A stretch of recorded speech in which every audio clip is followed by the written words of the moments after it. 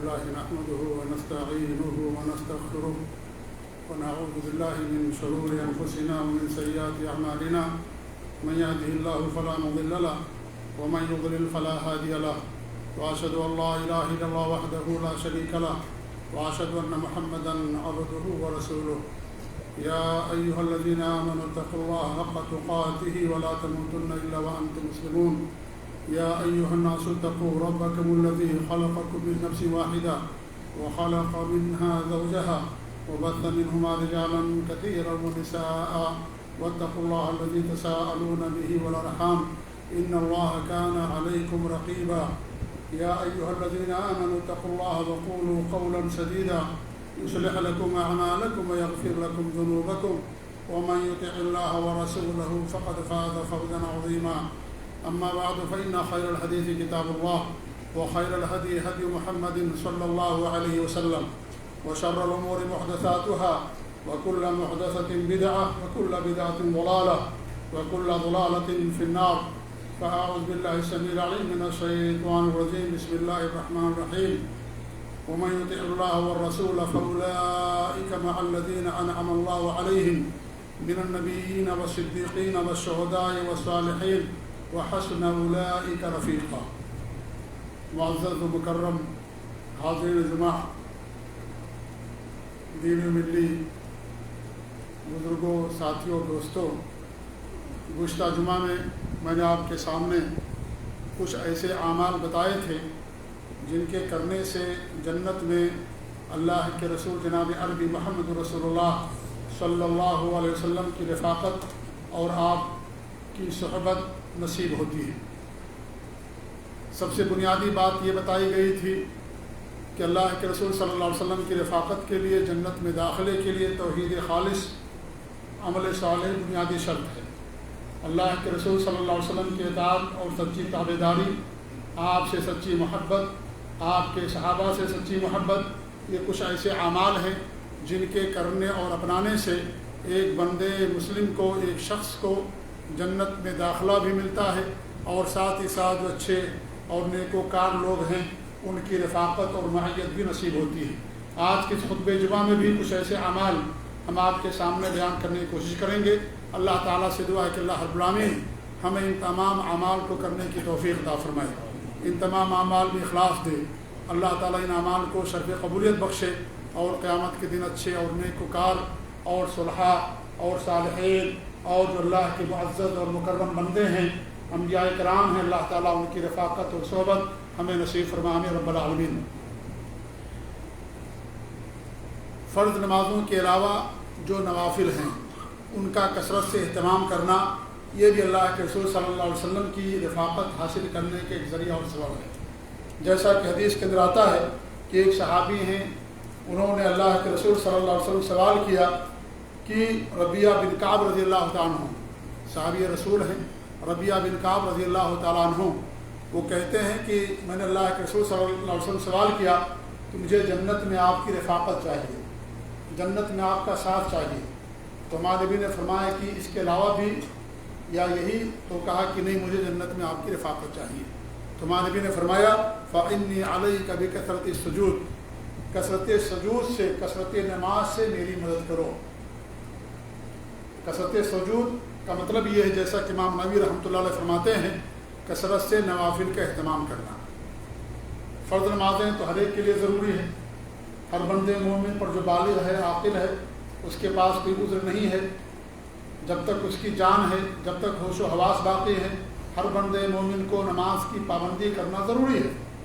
نماز کی پابندیوں کے علاوہ جو فرض نماز ہے، جو نوافل ہیں جن کا پڑھنا ضروری نہیں لیکن ان کا پڑھنا اجر و ثواب کا باعث ہے اور اللہ کے رسول صلی اللہ علیہ وسلم کی رفاقت حاصل کرنے کا ذریعہ اور سبب ہے، یہ صحیح مسلم کی روایت ہے۔ تو کثرت سے نماز پڑھنا، کثرت سے نوافل کا اہتمام کرنا، اس پر مداومت برتنا، یہ جنت میں جانے اور آپ کی رفاقت حاصل کرنے کے ایک ذریعہ اور ایک سبب ہے۔ اس طریقے سے میدان میں بھی ابی طلحہ وہ کہتے ہیں، یہ تابعی ہیں، اور وہ کہتے ہیں کہ ثوبان جو اللہ کے رسول صلی اللہ علیہ وسلم کے غلام تھے، میری ان سے ملاقات ہوئی تو میں نے ان سے کہا اخبرنی بعمل یدخلنی الجنہ، مجھے ایسا عمل بتائیے جو ہمیں جنت میں داخل کر دے۔ تو انہوں نے کوئی جواب نہیں دیا، خاموشی اختیار کی۔ پھر 3 مرتبہ انہوں نے سوال کیا یہی کہ مجھے ایسا عمل بتائیے جو مجھے جنت میں داخل کر دے۔ تو وہ کہتے ہیں کہ میں نے یہی سوال اللہ کے رسول صلی اللہ علیہ وسلم سے بھی کیا تھا، تو ماں نبی نے فرمایا علیک بکثرۃ السجود، تمہارے اوپر لازم ہے کہ تم کثرت سے نماز پڑھو، نماز کا اہتمام کرو اللہ رب العالمین کے لیے۔ فإنک لا تسجد سجدا الا رفعک اللہ بها درجہ، تم جو بھی نماز پڑھو گے اللہ رب العالمین اس کے ذریعے سے تمہارے درجے کے اندر بلندی کرے گا، وحط بها عنک خطیئہ، اور اس کے ذریعے سے تمہارے گناہوں کو اللہ تعالیٰ مٹائے گا۔ یہ صحیح مسلم کی روایت ہے۔ اس حدیث سے بھی معلوم ہوا کہ نوافل کا، سنن کا، بطور خاص نوافل کا اہتمام کرنا اور پابندی کرنا، کثرت سے پڑھنا، یہ بھی جنت میں جانے کا ذریعہ اور سبب ہے۔ اس طریقے سے ایک اور عمل جس کے ذریعے سے اللہ کے رسول صلی اللہ علیہ وسلم کی جنت میں انسان کو رفاقت حاصل ہوتی ہے، وہ حسن اخلاق ہے، انسان کا اچھے اخلاق سے پیش آنا۔ اور یہ حسن اخلاق بہت وسیع لفظ ہے، اس کے اندر ایمان بھی داخل ہے، عبادات بھی داخل ہیں، اور اس کے اندر لوگوں کے ساتھ حسن معاملہ بھی داخل ہے، یعنی دین کی تمام چیزیں اس کے اندر داخل ہیں۔ اس لیے ہمارے نبی صلی اللہ علیہ وسلم نے فرمایا اکمل المؤمنین ایمان احسنهم اخلاقا، کامل ایمان والا وہ ہے جو اچھے اخلاق والا ہے۔ تو اچھا اخلاق ایمان ہے، اور ایمان یہ ہے اچھا اخلاق کہ انسان کا اللہ کی ذات پر ایمان، اور اس طریقے سے ایمان جو ایمان ہم سے مطلوب ہے، اللہ کو رب ماننا، صرف اللہ کی عبادت کرنا، اللہ کی بات میں کسی کو شریک نہ کرنا، اللہ تعالیٰ کے اسماء و صفات پر ایمان لانا، اور اللہ کے اسماء و صفات میں کسی کو شریک نہ کرنا، اور وہ نام اللہ تعالیٰ کے لیے خاص سمجھنا کہ ان نام و صفات میں اللہ تعالیٰ کا کوئی مثال نہیں ہے، اللہ تعالیٰ کا کوئی ہمسر نہیں ہے، اللہ تعالیٰ کے کوئی برابر نہیں ہے۔ تو یہ تمام چیزیں حسن اخلاق کے اندر داخل ہیں، کیونکہ انسان کا اللہ تعالیٰ کے ساتھ بھی اچھا اخلاق ہونا چاہیے۔ جیسے ہمارا بندوں کے ساتھ، لوگوں کے ساتھ اچھا اخلاق، اس کا مطلب اور ہے، ایسے اللہ رب العالمین کے ساتھ اچھے اخلاق کا معنی اور مطلب یہ ہے کہ اللہ رب العالمین پر مکمل طور پر ایمان لانا، اللہ ہی کو رب اور خالق اور مالک اور معبود سمجھنا۔ صرف رب مان کر کے، صرف خالق مان لینے سے انسان کا ایمان مکمل نہیں ہوتا، جب تک کہ ساری عبادات خالص اللہ رب العالمین کے لیے نہیں کرتا۔ نماز، روزہ، حج، زکوٰۃ، قربانی، سجدے، نذر و نیاز، یہ سب عبادات ہیں، انہیں خالص اللہ کے لیے کرنا۔ اگر کوئی ان میں سے کوئی بھی عمل اللہ کے علاوہ کسی اور کے لیے کرتا ہے تو اللہ رب العالمین کے ساتھ شرک کرتا ہے۔ طواف خانہ کعبہ کا رکوع اللہ کے لیے، سجدے اللہ کے لیے، نذر و نیاز اللہ کے لیے کرنا۔ اگر کوئی نذر و نیاز اللہ کے علاوہ کسی اور کے ساتھ کرتا ہے، کسی پیر فقیر کے لیے کرتا ہے، وہ اللہ رب العالمین کے ساتھ شرک کا ارتکاب کرتا ہے۔ قسم اللہ کے لیے ہوگی، اللہ کے علاوہ کسی اور کی انسان قسم کھاتا ہے، اپنے باپ دادا کی، ماں باپ کی، یا اس طریقے سے اپنے بچوں کی، کسی کی بھی وہ اللہ تعالیٰ کے ساتھ شرک کا ارتکاب کرتا ہے۔ من حلف بغیر اللہ فقد اشرک، جس نے اللہ کے علاوہ کسی اور کی قسم کھائی، اس نے اللہ رب العالمین کے ساتھ شرک کیا، اور کفر یا اس نے کفر کیا۔ قسم ایک عبادت ہے جو اللہ ہی کے لیے روا، اللہ کے علاوہ کسی اور کے لیے جائز نہیں ہے کہ ہم کسی پیر فقیر قسم کھائیں، ماں باپ کی قسم کھائیں۔ زمانہ جاہلیت میں لوگ پیروں کی اور اس طریقے سے اپنے بتوں کی، ماں باپ کی، باپ داداؤں کی قسم کھایا کرتے تھے۔ تو ہمارے نبی نے فرمایا لا تحلفوا بآبائکم ولا بأمہاتکم ولا بالانداد، باپ داداؤں کی، ماؤں کی قسم نہ کھاؤ، بتوں کی قسم نہ کھاؤ۔ من کان حالفا فلیحلف باللہ او لیسکت، جو قسم کھانا چاہے اللہ کی کھائے ورنہ خاموشی اختیار کر لے۔ لہذا اللہ کی قسم یہ ایک عبادت ہے، اور تمام عبادات خالص اللہ کے لیے کرنا یہی توحید عبادت کہلاتا ہے۔ لہذا اللہ پر ایمان کا معنی اور مفہوم یہ ہے، نبی کے ساتھ ہمارا حسن اخلاق ہونا چاہیے۔ نبی کے ساتھ حسن اخلاق کیا ہے؟ اللہ کے رسول کے اوپر ایمان لانا، آپ کو آخری نبی تسلیم کرنا، آپ کی سچی اطاعت کرنا، سچی تابعداری کرنا، آپ کے قول کے سامنے دنیا کے تمام لوگوں کے قول کی اہمیت نہ دینا، آپ کے قول کو تمام لوگوں کے قول پر مقدم کرنا، خالص آپ کی اطاعت کرنا، یہ بھی آپ کے ساتھ حسن اخلاق ہے۔ آپ کی حدیث آ گئی، آپ کا قول آ گیا، آپ کی حدیث کے سامنے کسی دوسرے کے قول کو ترجیح نہ دینا، یہ آپ کے ساتھ حسن اخلاق ہے۔ یہ تو حسن اخلاق کا مفہوم بہت وسیع ہے۔ حسن اخلاق صرف عبادات یا صرف لوگوں کے ساتھ اچھا معاملہ پیش کر دینے کا نام نہیں ہے۔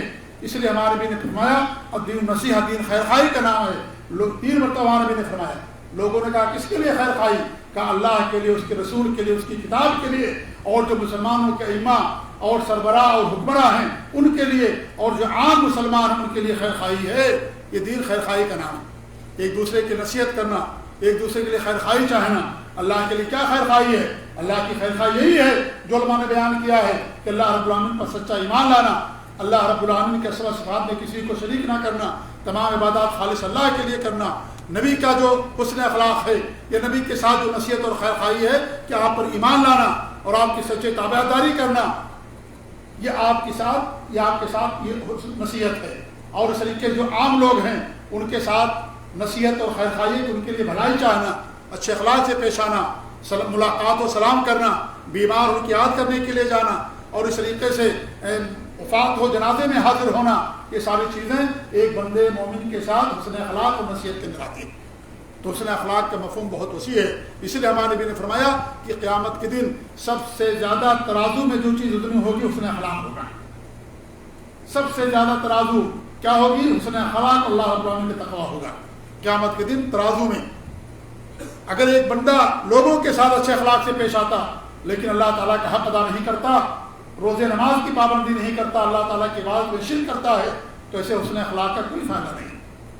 دنیا میں اس کو فائدہ ملے گا لیکن آخرت کے اندر جب تک انسان اپنے آپ کو شرک سے محفوظ نہیں رکھے گا، توحید خالص جس کے پاس نہیں ہوگی، اللہ پر سچا ایمان، سچا اخلاق نہیں ہوگا اللہ تعالیٰ کے ساتھ، دنیا والوں کے ساتھ حسن اخلاق انسان کو فائدہ نہیں ہوگا. اس لیے انسان غور کرتا ہے کہ اللہ کے رسول کہتے ہیں کہ سب سے زیادہ جو قیامت کے دن وزن والی جو چیز ہوگی ترازو کے اندر حسن اخلاق ہوگا.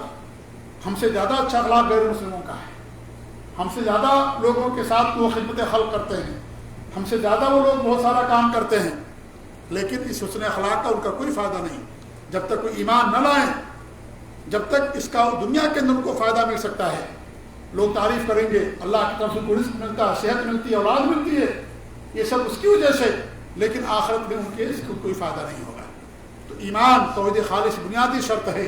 لہذا حسن اخلاق صرف لوگوں کے ساتھ اور اپنے لوگوں کے ساتھ، پڑوسیوں کے ساتھ، ان صرف لوگوں کے ساتھ اچھے اخلاق سے پیش آنے کا نام نہیں ہے. حسن اخلاق کا مفہوم بہت وسیع ہے، اس کے اندر پورا دین شامل ہے، پوری شریعت شامل ہے. لہذا اسی لیے شریعت کے اندر حدیث کے اندر بتایا گیا کہ سب سے زیادہ قیامت کے دن وزنی عمل حسن اخلاق انسان کا ہوگا.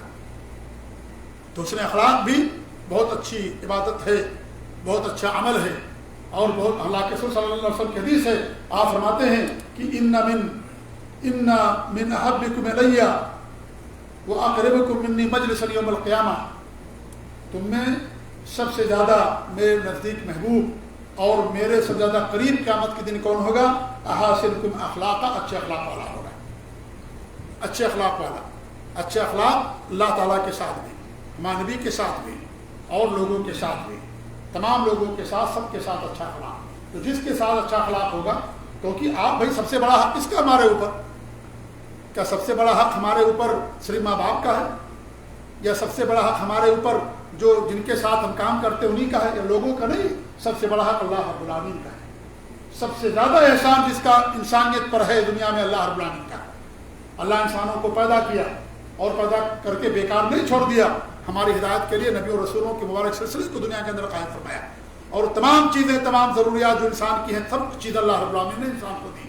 ضروریات ہی نہیں بلکہ کمالیات، وہ تمام چیزیں انسان کو عطا فرمائی. اسے سب سے زیادہ احسان اگر کسی کی ذات، کس ذات کا ہے تو اللہ رب العالمین کی ذات کا ہے. اس لیے اس کا حق بھی ہمارے پر سب سے بڑا اللہ تعالیٰ کا حق ہے. اس کے بعد لوگوں کا حق آتا ہے. سب سے پہلے اللہ تعالیٰ کا. کچھ لوگ ہوتے ہیں لوگوں کے ساتھ، بندوں کے ساتھ ان کا اچھا اخلاق ہوتا ہے، ان کی خدمت کریں گے، خرچ کریں گے، پیسے دیں گے، احسان سلوک، اچھا سلوک کریں گے، فیاضی اور سخاوت سے کام لیں گے، بہت اچھی بات ہے.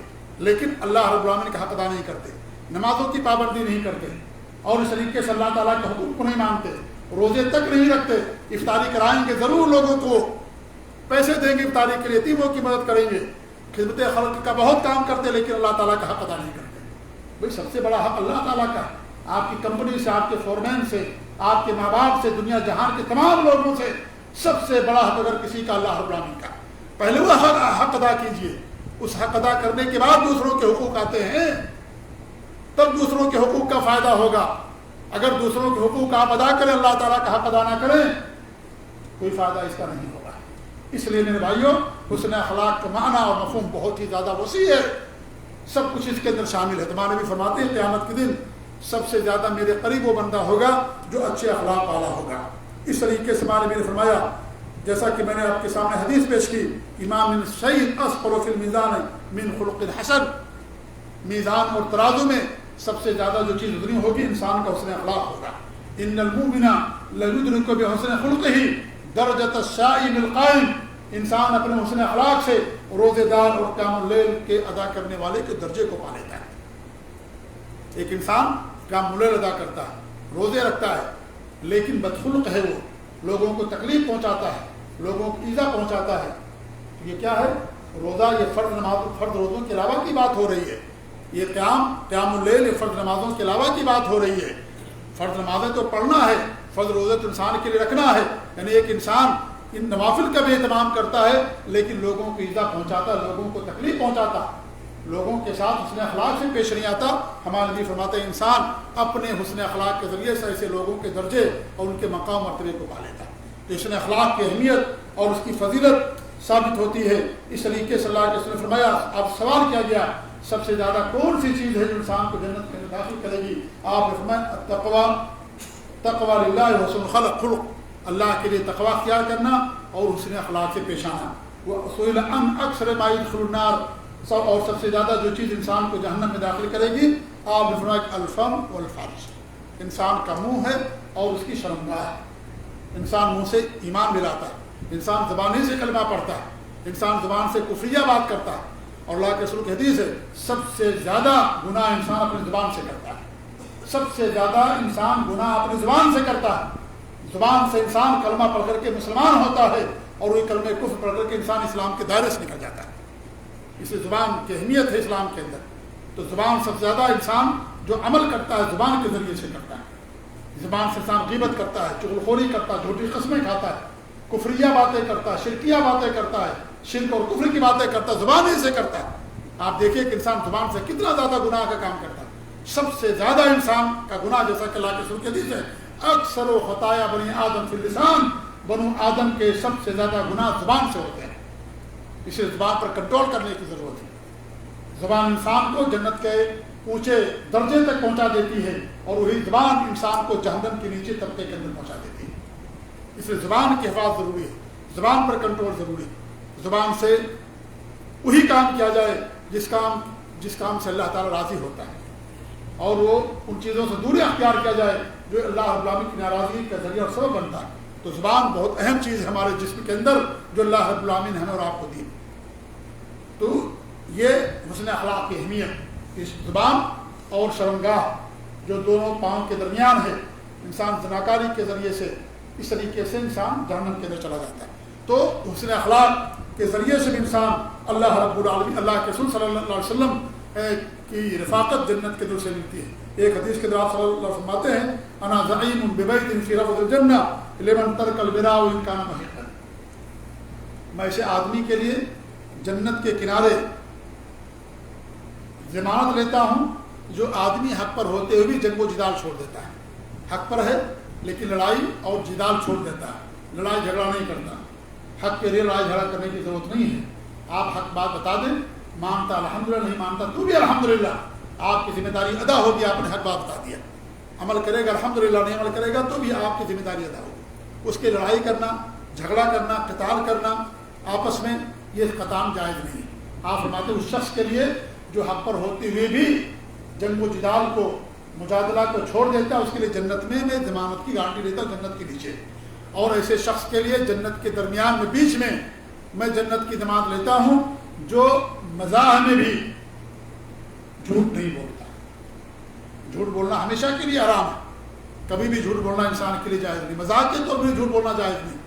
کتنے لوگ آج مذاق میں جھوٹ بولتے ہیں، اپریل آتا ہے نا، لوگ فل اپریل مناتے ہیں، جھوٹ بولتے ہیں، یا اس طریقے سے انسان کسی سے جھوٹ بول دیتا ہے۔ جھوٹ بہت عام ہو گیا آج، بلکہ فیشن بن گیا جھوٹ بولنا آج لوگوں کا، اور انسان جھوٹ بول کر سمجھتا ہے کہ میں نے اپنے آپ کو بچا لیا۔ ارے بھائی، آپ دنیا والوں سے بچ جاؤ کہ اللہ تعالیٰ کے یہاں تو پکڑ ہوگی نا۔ ہم سب کو مرنا ہے، اللہ کے سامنے حاضر ہونا ہے، جھوٹ بول کر کے اپنے آپ کو بچا لیے، کیا ہوا اس کا انجام؟ اس کا انجام اور زیادہ خطرناک ہوگا. دنیا میں آپ کو اگر سزا ملے گی, تکلیف آئے گی تو وقتی ہوگی, ہمیشگی کے لیے نہیں ہوگی, لیکن آخرت میں جو تکلیف پریشانی ہوگی ہمیشگی کے لیے ہوگی. اس لیے انسان جھوٹ نہ بولے, سچ بولے انسان, اور سچ بولنے والوں کی نجات ہوتی ہے. جو سچ بولتا رہتا اللہ تعالیٰ اسے جنت میں داخل کرتا ہے, اور انسان جھوٹ بولتا ہے, فجور کا کام کرتا ہے, فجور کا کام کرتے کرتے اللہ تعالیٰ اس کو جہنم میں داخل کر دیتا ہے. تو اس لیے ہماری فرماتے جو مذاق میں بھی جھوٹ نہیں بولتا, اس کے لیے میں جنت میں درمیان میں جنت کی گارنٹی لیتا ہوں. اور پھر ہمارے بھی فرمایا اور جس کے اچھے اخلاق ہوں گے اس کے لیے جنت کے اونچے درجوں کے لیے میں ضمانت لیتا ہوں. لمن حسن خلقہ, جنت کے بالا خانوں میں, جنت کے سب سے اوپر جن کے اچھے اخلاق ہو گئے, وہ ایسے لوگوں کے لیے میں وہاں پر گارنٹی لیتا ہوں. تو حسن اخلاق میرے بھائیوں یہ بھی جنت میں جانے کا ذریعہ ہے, اور نبی اکرم صلی اللہ علیہ وسلم کی رفاقت حاصل کرنے کا بہت بڑا ذریعہ اور سبب ہے. ایک چیز اور ہے, یتیم کی کفالت کرنا. جو یتیم ہیں ان کی کفالت, یتیم کہتے ہیں جس کے والد کی وفات اس کے بچپن میں ہوگی ہے, اس کو یتیم کہا جاتا ہے. جب تک وہ بالغ نہیں ہوتا اس وقت تک وہ یتیم رہتا ہے. بالغ ہو گیا یتیمی سے نکل گیا. اور اگر ماں باپ وفات پا جائیں اور بڑا یتیم کہلاتا ہو, تو وہ بچہ جس کے بچپن میں اس کے باپ کی وفات ہو جائے اس کو یتیم کہا جاتا ہے. ماں کی وفات ہونے سے یتیم نہیں ہوتا بچہ, یاد رکھیے, کیونکہ بچے کے نان نفقے کا, اس کی تعلیم و تربیت کا, تمام چیزوں کا ذمہ دار باپ ہوتا ہے, ماں نہیں ہوتی ہے. باپ ذمہ دار ہوتا ہے. اس لیے اگر ماں کا انتقال ہو جائے تو بچہ یتیم نہیں کہلاتا. یتیم وہ ہوتا ہے جس کے باپ کی وفات ہو جائے بچپن میں, اور جب بچہ بالغ ہو گیا, بلوغت کی دہلیز پر پہنچ گیا, تو یتیمی اس سے ختم ہو جاتی ہے. تو ہمارے نبی صلی اللہ علیہ وسلم فرماتے ہیں قیامت کے دن میں اور یتیم کی کفالت کرنے والا ایسے رہیں گے جیسے یہ دونوں انگلیاں ساتھ ساتھ ہیں. ایسے ہی قیامت کے دن ہم دونوں ساتھ رہیں گے یتیم کی کفالت کرنے والا, کیونکہ اس کا حق ہے کہ انسان اس کی کفالت کرے, اس پر خرچ کرے, اس کا خیال رکھے. کمزور ہے اور ہر کمزور کی کا خیال رکھنے والے کے لیے جنت کی بشارت دی گئی. تو معلوم یہ ہوا کہ جب یہ یتیم کی کفالت کرنے والے کے لیے بھی اللہ کے رسول صلی اللہ علیہ وسلم کی رفاقت ملنے والی. ایسے ہی اگر کسی کی بیٹیاں ہیں اور کسی کی بہنیں ہیں اور ان کی اچھی تربیت کرتا ہے, ان کی اچھی تربیت کرتا ہے, دینی تربیت کرتا ہے, تعلیم دیتا ہے اور ان کے حقوق ادا کرتا ہے اور صبر کرتا ہے, تو ایسے شخص کے لیے بھی جنت کی بشارت دی گئی. بلکہ اللہ کے رسول صلی اللہ علیہ وسلم کی رفاقت کی آپ نے بشارت دی. اللہ کے رسول صلی اللہ علیہ وسلم کی حدیث ہے, من کانت لہ اختان, جس کی دو بہنیں ہیں اور ابنتان یا اس کے پاس دو بیٹیاں ہیں, فاحسن الیہما, ان کے ساتھ اس نے کیا کیا, اچھا سلوک کیا, اچھی صحبت کی, اچھا سلوک کیا, اچھے سے پیش آیا, تعلیم و تربیت اچھی کی. کنت انا وہو فی الجنہ کہاتین, میں اور وہ دونوں جنت میں ایسے ساتھ ساتھ ہوں گے. تو بہنوں کی تربیت کرنا ہوتا ہے ایسا کہ باپ کی وفات ہو گئی اور بڑا بھائی ہے, اب اس کی ذمہ داری بڑے بھائی پر آ گئی کفالت کی. اگر ان کی کفالت کرتا ہے, شادی بیاہ کرتا ہے, تعلیم و تربیت کرتا ہے, ایسے آدمی کے لیے جنت کی بشارت دی گئی. ایسی کسی کی بیٹیاں ہیں اور ان کی اپنی بیٹیوں کی اچھی تعلیم و تربیت کرتا ہے, آپ دیکھیں بیٹیوں کی اور بہنوں کی تعلیم و تربیت پر جنت کی بشارت دی گئی. ہمارا اسلام ہے کہ بچیوں کے ساتھ لڑکیوں کا جو مقام مرتبہ دیا گیا ہے دنیا کے کسی دھرم کے اندر نہیں دیا گیا. لڑکیوں کی تعلیم و تربیت پر کسی بھی حدیث کے اندر لڑکے کی تعلیم و تربیت پر جنت کی بشارت نہیں دی گئی, کسی بھی حدیث کے اندر. اگر جو لوگ اس کے اندر شامل ہیں ضروری ہے, لیکن لڑکیوں اور بہنوں کی تعلیم و تربیت پر جنت کی بشارت دی گئی. اس لیے کہ لڑکیوں کے لیے ضروری ہے, لڑکی کو تعلیم ملتی, پورے خاندان کی اصلاح ہوتی ہے, پورے خاندان کی اصلاح ہوتی ہے. باپ تو دن بھر ادھر ادھر نوکری میں لگا رہتا ہے, اکثر ٹائم اولاد اپنی ماں کے ساتھ گزارتے ہیں. باپ تو نوکری میں لگا رہتا ہے, 2-2 سال تک باپ کا چہرہ نہیں دیکھتے. آج کل جو صورت حالت 3-3 سال 4-4 سال لوگ اپنے گھر نہیں جاتے. کون ہے گھر کے اندر تربیت کرنے والے آپ کی اولاد کی؟ آپ کی بیوی ہوتی ہے جو بچوں کی ماں ہوتی ہے. اگر ماں صحیح نہیں رہے گی تو پھر کیسے بچوں کی دینی تربیت ہوگی؟ اس لیے لڑکیوں کی تعلیم و تربیت پر بہت زیادہ شریعت کے اندر زور دیا گیا, بڑی اہمیت دلائی گئی, جنت کی بشارت دی گئی کہ جو تعلیم تربیت کریں گے اور ان کے ساتھ اچھا سلوک کریں گے, اچھے سے پالیں گے اور پوسیں گے, اچھے سے ان کا رشتہ اور شادی بیاہ کریں گے, جو ان کا حق ادا کریں گے, تو آپ فرماتے ہیں جنت کے اندر ہم دونوں اس طریقے کے ساتھ رہیں گے. یہ بھی بہت نیک عمل ہے. آج ہم بڑی آج کے دور میں اگر ہماری بہن ہے تو ہم بہت بوجھ سمجھتے ہیں کہ وہ بہن کی تربیت کرنا اور اس کو پڑھانا لکھانا, پیسے خرچ کرنا, خاص طور سے اگر شادی ہو گئی تو شادی ہونے کے بعد انسان اپنی بہن کا خیال نہیں رکھتا ہے. میرے بھائیوں, اگر جنت میں اللہ کے رسول کی رفاقت چاہیے، اس سے بڑی نعمت اور کیا ہوگی کہ اللہ کے رسول صلی اللہ علیہ وسلم کی رفاقت ملے، آپ کی معیت اور آپ کا ساتھ مل جائے ہمیں. ہم نے دنیا کے اندر ہمیں یہ شرف نہیں ملا کہ اللہ کے رسول کا ہم دیدار کر سکیں. قیامت کے اگر ہمارا ایمان ہوگا صحیح، اللہ کے بتائے ہوئے اعمال کے مطابق اخلاص کے ساتھ ہمارا عمل ہوگا، تو اللہ کے رسول صلی اللہ علیہ وسلم کی رفاقت ہمیں انشاءاللہ ضرور نصیب ہوگی. آپ صادق مصدوق ہیں، آپ کا ایک قول سچا ہے، آپ نے جو فرمایا سب برحق ہے، لہذا ہمارا اس پر ایمان ہونا چاہیے. یہ اخلاق اور یہ معاملہ اور یہ اعمال اگر ہمارے اندر ہوں گے، اللہ کے رسول صلی اللہ علیہ وسلم کی رفاقت نصیب ہوگی. کون بد نصیب ہوگا جو اللہ کے رسول صلی اللہ علیہ وسلم کی رفاقت نہیں چاہتا ہوگا. آج دنیا میں اگر کسی بڑے آدمی صاحب کی ملاقات ہو جائے، انسان اسے اپنے لیے باعث فخر سمجھتا ہے، لوگوں کے ساتھ بیان کرتا ہے فلاں کمپنی کے مالک سے، فلاں بادشاہ سے، فلاں ذمہ دار سے ہماری ملاقات، تصویریں اپنے ساتھ جو ہے پرنٹ کر کے رکھتا ہے، اپنے موبائل میں رکھتا ہے، جہاں جاتا ہے لوگوں کو دکھاتا ہے. تو میرے بھائیوں، اللہ کے رسول صلی اللہ علیہ وسلم کی رفاقت اور آپ کی صحبت اگر نصیب ہو جائے، اس سے بڑے شرف اور فخر کی بات انسان کے لیے کیا ہوگی. یہ کچھ اعمال تھے جو اختصار کے ساتھ میں نے آپ لوگوں کے ساتھ بیان کیے ہیں. اللہ تعالیٰ سے ہماری دعا ہے کہ اللہ رب العالمین ہمیں ان اعمال کو اپنانے کی اور عمل کرنے کی توفیق عنایت فرمائے. اللہ تعالیٰ ہمیں قیامت کے دن اپنے نبی کی رفاقت نصیب فرمائے، اچھے لوگوں کی صحبت نصیب فرمائے. اللہ تعالیٰ ہمیں ان کے اخلاق اپنانے کی توفیق عنایت فرمائے. اللہ تعالیٰ ہم سب کو توحید خالص پر رکھے، ایمان پختہ کرے، ہر طرح کی بدعات اور خرابات اور شرک سے اللہ تعالیٰ ہم اور آپ کو محفوظ رکھے. ہمارے وفات ہماری زبان سے کلمہ توحید جاری ہو. وفات کے بعد اللہ تعالیٰ ہمیں قبر کے عذاب سے محفوظ رکھے، جہنم کے عذاب سے محفوظ رکھے. اور اللہ ابراہیم قیامت کے دن ہمیں اپنے نبی کی صحبت، صحابہ کی صحبت، نیک اور اچھے لوگوں کی رفاقت نصیب فرمائے. آمین. بارک اللہ علی ولکم فی القرآن العظیم ونفعنی وإیاکم بالآیات والذکر الحکیم. انہ تعالی جواد کریم الکم الرؤوف الرحیم.